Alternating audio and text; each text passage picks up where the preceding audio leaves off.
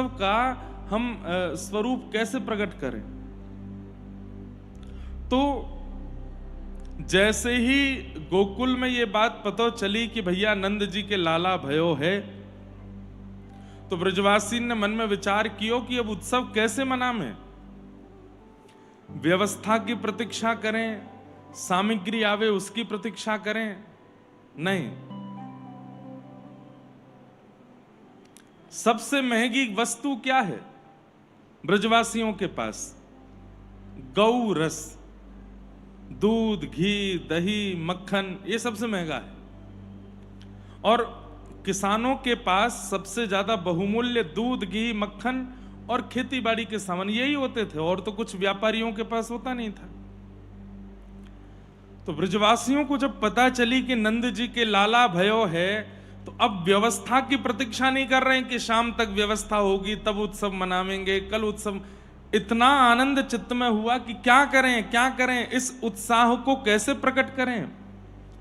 तो सब ब्रजवासी अपने अपने घर में गए और वहां जो दही की भरी भरी मटकी रखी हैं, जिनसे अभी मक्खन निकालना है, दही का मंथन करके ही मक्खन निकलता है, या फिर उस दही को मथुरा जाकर के बेच के आना है, वो दही के रखे हुए। गोकुल का मतलब क्या है? जहां प्रत्येक घर में 1000 से ज्यादा गौवंश है, गैया हैं, उसको गोकुल कहते हैं। गैया का कुल जहां विराजे उसको गोकुल कहते हैं।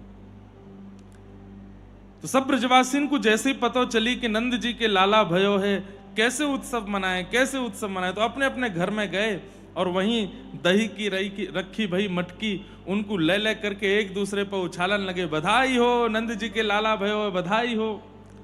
जब देखी कि ये तो कोरी दही गिर रही है, अधिकतर लोग श्वेत वस्त्र पहनते हैं, श्वेत पे श्वेत गिर रहा है, कोई विशेष फर्क पड़ नहीं रहा है। तब कोई आयो, अरे भैया या मैंने हल्दी घोलो। तब दही में हल्दी घोली गई, केसर घोला गया, चंदन घोला गया, इत्र घोला गया। ये इंस्टेंट उत्सव है। और दही में खूब सारा केसर, घी आदि ये सब मिला करके अब लोगों पर उछाल रहे हैं।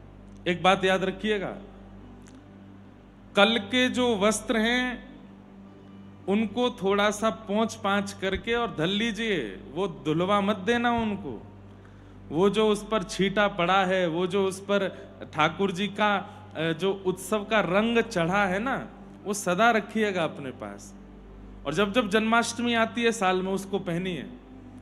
और हमारे तो वो वस्त्र जो रात्रि में हमने पहने थे, अभी तो पता नहीं कहाँ हैं।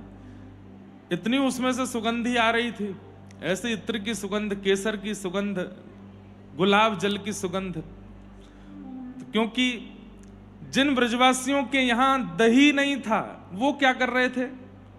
बोले वो यमुना जल ले ले करके मटकियों में और उनमें केसर आदि मिला मिला करके वो उछाल रहे थे। और मानो जैसे दही का सरोवर प्रकट हो गया हो गोकुल में। इतनी दही उछाली गई, इतनी दही उछाली गई कि घुटने घुटने तक दही दही है चारों ओर।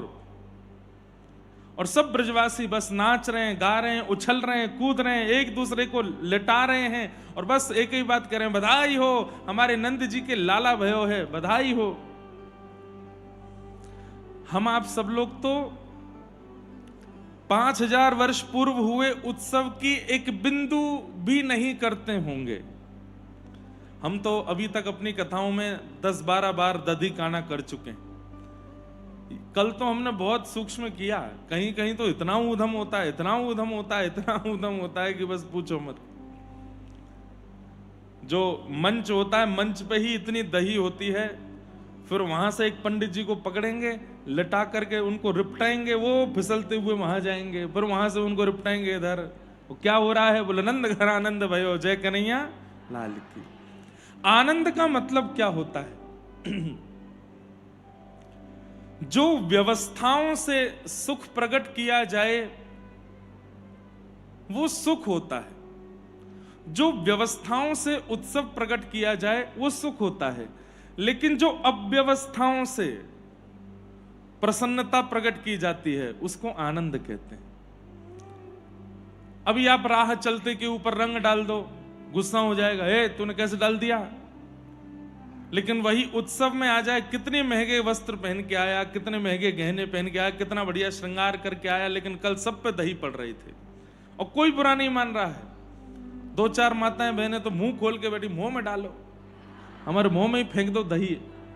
अरे मैंने की खट्टो दही ऊपर ते हल्दी मिल रही है, मुंह कसेलो है जाए वो, ये पावे वाली वस्तु नहीं है, ये तो अपने ऊपर छिड़काओ।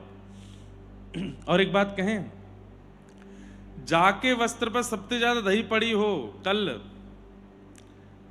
उन बिंदुओं को गिन लेना,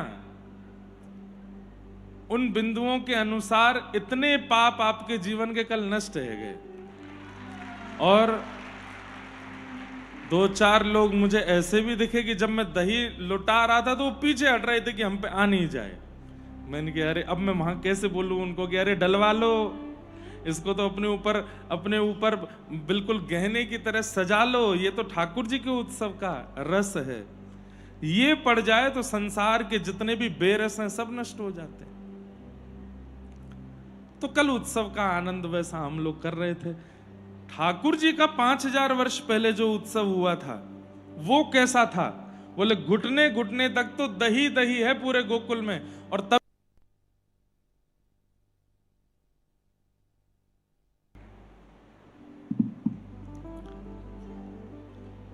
घुटने घुटने तक तो केवल दही है। और तभी ब्रजवासी सब नंद बाबा को लेकर के आए और अपने पटके एक दूसरे से एक बांध करके नंद बाबा को बीच में खड़े होके उनके पेट पर पटके लिपटा के कुछ ब्रजवासी उधर कुछ ब्रजवासी इधर और ऐसे मंथन कर रहे हैं। बीच में नंद बाबा जैसे कोई मटकी का मंथन करते हैं तो बीच की जो मथानी होती है, ऐसे नंद बाबा मथानी बन करके इधर उधर घूम रहे हैं और सब ब्रजवासी नाच रहे हैं, गा रहे हैं। बोले बाबा अब तो बधाई चाहिए, लाला भयो है, 80 बरस बाद लाला भयो है। नंद बाबा सबको लुटा रहे हैं। हाथी दीने घोड़ा दीने और दीनी पालकी, बालकन को लाडू पेड़ा बूढ़न को लापसी, कड़े दीने छड़े दीने दीनी मुक्ता मालती, नंद घर आनंद भयो। ऐसा आनंद हो रहा था महाराज। अच्छा एक बात, ठाकुर जी जब मिल जाएंगे तो क्या होगा? ठाकुर जी जब मिल जाएंगे तो लुटाने का ही मन करेगा। अरे भाई तू ये ले, ये भी ले जा, अरे तू ये ले, ये भी ले जा, ये ले, ये इसको भी निकाल के ले जा, अरे नहीं निकल, काट के निकालो उसको, लेके दान करो। ठाकुर जी जब तक जीवन में नहीं आते तब तक ये मेरा है, ये भी मेरा है, ये भी मेरा है, ये भी मेरा है, सब मेरा है। लेकिन जैसे ही ठाकुर जी आ जाते हैं, ये भी चला जाए, ये भी चला जाए, सब कुछ बांट दो, कुछ नहीं रखना अपने पास। अरे जब श्याम सुंदर धन मिल गए हो तो अब और किसी की क्या आवश्यकता है हमको? इसलिए ये बात याद रखिएगा कि अगर ठाकुर जी जीवन में आ गए तो संग्रह की स्थिति खत्म हो जाएगी आपकी। लुटावन लगोगे, बांटन लगोगे, दूसरों को देने लगोगे। अभी लेने की इच्छा होती है, अभी संग्रह की इच्छा होती है, अभी इकट्ठा करने की इच्छा होती है, अभी अपना विस्तार करने की इच्छा होती है, बढ़ाने की इच्छा होती है। लेकिन ठाकुर जी जीवन में आएंगे तो सब देने की इच्छा होगी, घटाने की इच्छा होगी, लुटाने की इच्छा होगी। एक से नहीं, दोनों हाथ से लुटाओगे।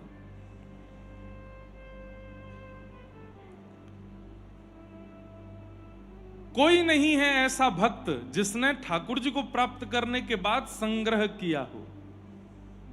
ठाकुर जी को प्राप्त करने के बाद तो लुटाया ही है। नंद बाबा लुटा रहे हैं। तो पहली स्थिति, जीवन में ठाकुर जी आ गए हैं या आने वाले हैं तो संग्रह नहीं करोगे, लुटाओगे, बांटोगे, दूसरों को दोगे। चाहे वो धन है, चाहे वो अन्न है, चाहे वो वस्त्र है, और चाहे वो आपका ज्ञान है, सद्भाव है। एक बात बताएं, व्यास मंच पर बैठा हुआ व्यास यदि लोभी है, उसके अंदर भी एक लोभ है धन का, ऐश्वर्य का, तो कहीं ना कहीं उस व्यास की वाणी में भी कृष्ण प्रेम नहीं छलकेगा। विद्वत्पूर्ण वाणी हो सकती है, लच्छेदार वाणी हो सकती है, एक से एक अद्भुत शब्दों का प्रयोग हो सकता है, अच्छे से अच्छे स्वर में गायन हो सकता है, अच्छा सा अच्छा श्रृंगार और वस्त्र का पहनना हो सकता है, लेकिन उसकी वाणी से श्रोता के चित्त में कृष्ण भक्ति प्रकट नहीं होगी। क्यों? क्योंकि उसके अंदर अभी संग्रह की इच्छा है। संग्रह वृत्ति व्यक्ति ना तो भगवत प्राप्ति कर सकता है ना करा सकता है। जानबूझ के मत लुटाइएगा कि बाहर जाके आज से लुटान लग जाओ। रिक्शे वाले ने कहा घर तक के 10 रुपए, अरे तू 100 रख। महाराज जी से सुन के आए आज हम कथा। शॉपकीपर के पास गए, दूध 25 रुपए का, अरे तुम 200 रखो यार, रख लो अपने पास, नहीं चाहिए हमको वापस। क्यों? महाराज जी बोले हैं लुटाने से कृष्ण मिलते हैं। नहीं, जानबूझ के नहीं करना है, आप स्वाभाविक रूप से ऐसे हो जाओगे। वो लाइट जाती आती है तो ये ऊपर आते हैं, इसलिए हमने कहा उनको यहां बैठा दो। तो आशीष को यहां बैठा दीजिए, इसको नीचे कर दो। वहां छुप के बैठे हैं पीछे, उनको आगे बैठा दो।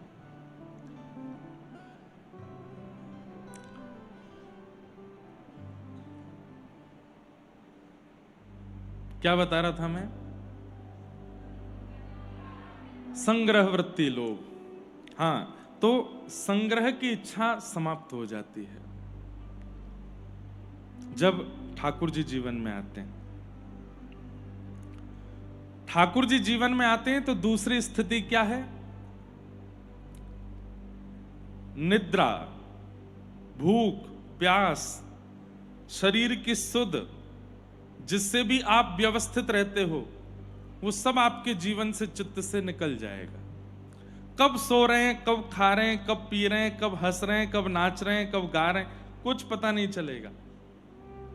अरे बड़ी सामान्य ऐसी बात कि अभी हम कितना सुंदर कीर्तन कर रहे थे, गोवर्धन गिरधारी जी सुधले ना हमारी। अब लोग बाग बैठ के धीमे धीमे ताली बजा रहे हैं। एक माता जी उसमें भी नृत्य कर रही थी। ऐसे देख करके मुझे अनुभव हो जाता है कि इनको कृष्ण प्राप्ति की ये राह पर हैं, कि सामान्य सा कीर्तन है, धीमी गति पर चल रहा है, लेकिन फिर भी उनका कीर्तन है। श्रीमन चैतन्य महाप्रभु, वो तो कोई ताल नहीं होती थी, कोई वादन नहीं होता था, बस कोई सामान्य कीर्तन गाने लगता था, हरे कृष्ण, उसमें ही नृत्य करने लगते थे।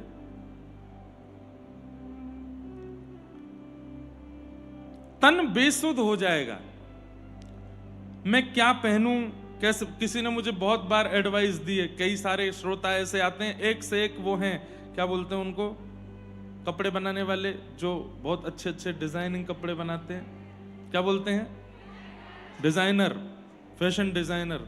एक से एक आते हैं कथा में, खूब प्रेम से कथा सुनेंगे, फिर बोलते हैं महाराज जी हम आपकी ऐसी स्टाइल वाली बगलबंदी बना दें, ऐसा वाला। उत्सव में हम पहनते हैं, जब गिरधर लाल जी का उत्सव होता है तो उसमें खूब पहनते हैं, जो बना के दे बढ़िया वाला उसका पहनते हैं। पर अब हमसे कह दो कोई कथा कहो आप पूरे दिन ही वैसे पहनो, तो वो नहीं पहन सकते।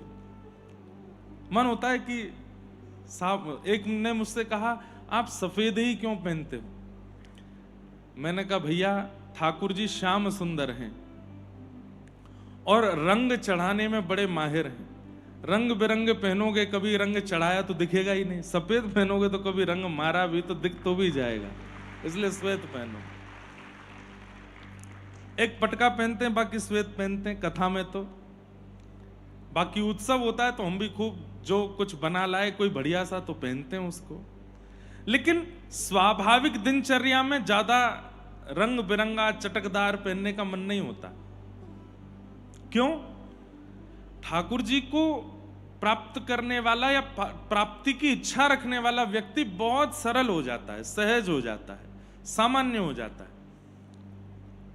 हम जो थोड़े बहुत आभूषण भी पहनते हैं, ये है चाहे ये है, गले में तुलसी माला है, वो भी सब ठाकुर जी की प्रसादी है। ये हमारी माता जी ने लाल जी के जन्मोत्सव पर हमको पहनाया। ये तो बाल्यकाल में हमारे यहाँ प्रथा है कि बालक का कर्ण छेदन होता है, और गले में भी जो माला आदि पहनी है वो भी ठाकुर जी की प्रसादी। अपनी इच्छा से कुछ खरीद के या कुछ मंगवा के पहनने की इच्छा भगवत प्राप्त करने वाले के चित्त में आती नहीं है।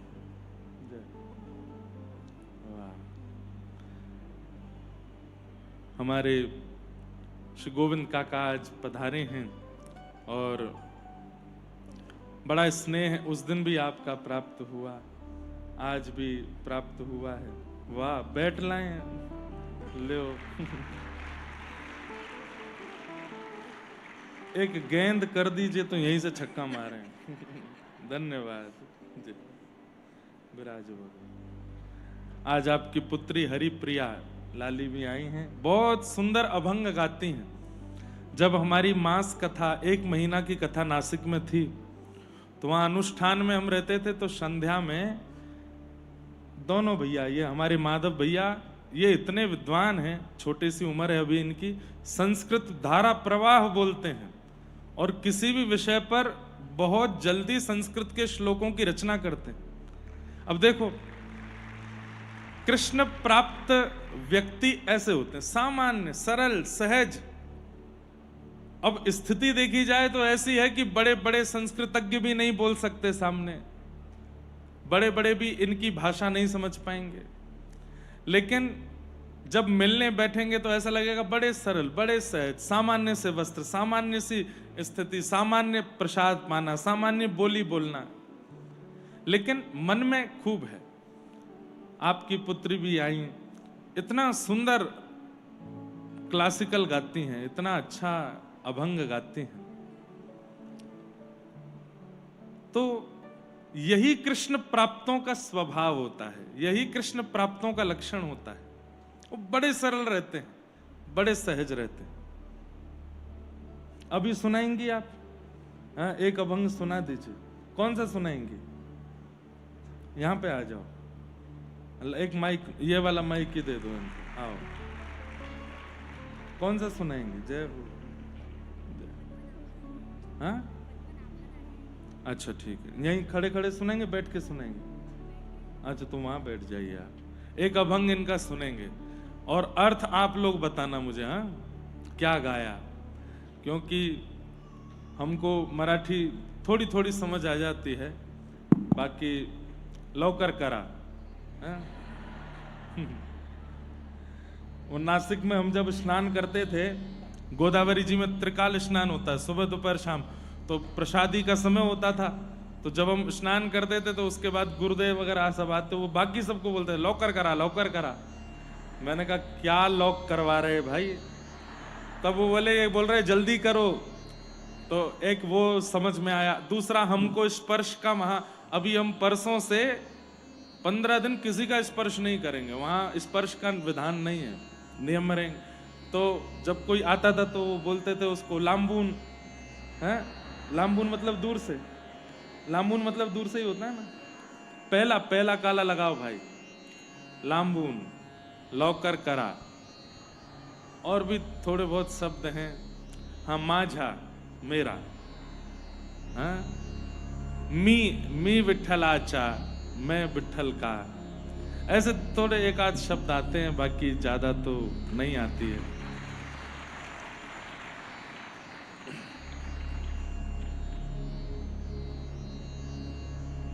पहला काला। और तानपुरा हमको तो नहीं सुनाया, इनको सुना देना। हा?